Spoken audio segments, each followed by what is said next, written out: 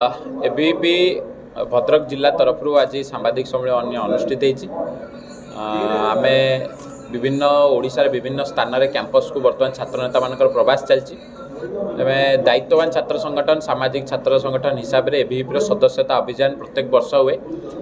गत वर्ष एबीपी देश में 55 लाख अधिक सदस्यता करथिला और ओडिशा रे 70,000 अधिक सदस्यता करथिला और भद्रक जिले में 4,000 अधिक सदस्यता करथिला। चलित वर्षर शिक्षा वर्ष 2024-25 शिक्षा वर्ष एबीपी सदस्यता अभियान गत 18 तारिख आरंभ होती अगस्ट 20 तारिख पर्यंत ओडिशा रे चलिबो और चलित वर्ष देश में 1 कोटी सदस्यता लक्ष्य नि जो राज्य 2.5 लाख सदस्यता सभ्य अभियान हम और भद्रक जिलार समस्त कॉलेज रु कौड़ी भाव 10,000 अधिक सदस्यता करा तार अभियान निमंते आज सांबादिक सम्मेलन।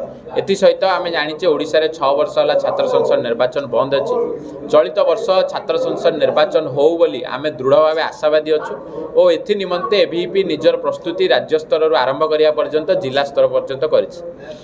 विभिन्न कैंपस रे मौलिक समस्या अच्छी। आज आम भद्रक कॉलेज और चरंपा कॉलेज को जाइलु सेठी छात्र नेता मान सहित चर्चा कलु, कॉलेज अध्यक्ष सहित चर्चा कलु। कॉलेज रे माळ माळ अध्यापक पदवी खाली, बाउंड्री नाही, कॉलेज रे छात्र नेता नथिबारु ठीक भाव कॉलेज रो समस्या सामना को आसी पारु नाही। एथि निमंते छात्र संसद निर्वाचन हबार आवश्यकता अछि एवं दायित्ववान छात्र संगठन हिसाब रे एबीपी जिलार विभिन्न कैंपस दायित्व रे विभिन्न छात्र नेता मान को दायित्व प्रदान करछि।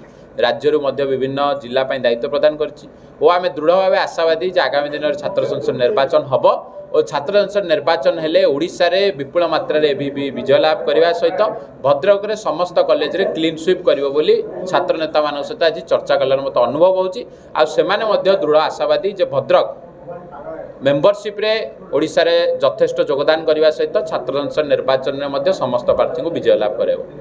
सरकार को विषय एबीपी छात्र नेता माने वर्तमान विभिन्न विश्वविद्यालय विभिन्न स्वयंशासित महाविद्यालय और जिते महाविद्यालय अच्छी सेठाକୁ जाइए जो समस्या अच्छी जमी मुझे भद्रक आसती काली रायरंगपुर रे थी काली केउंझर थी परन रायरंगपुर थी राज्यर कोण अनुकोण को छात्र नेता माने जाउछन्ति।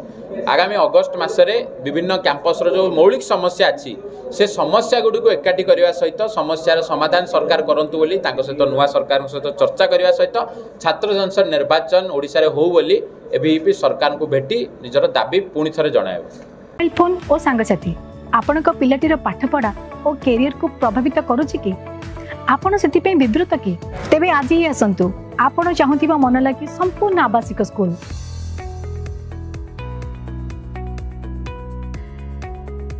टीएससी गुरुकुल गोठवा।